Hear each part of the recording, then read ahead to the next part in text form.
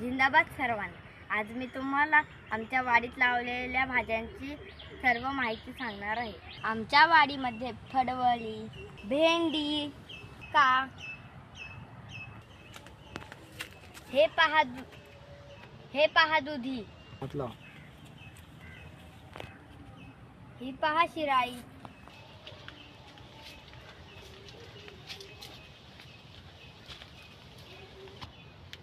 आणि ही आहे आमच्या काकड्यांची वाडी।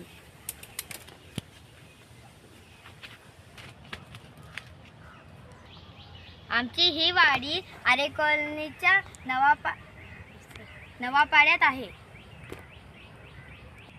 आम्ही ही वाडी पिढ्यानपिढ्यान कसं चाललेलो आहोत।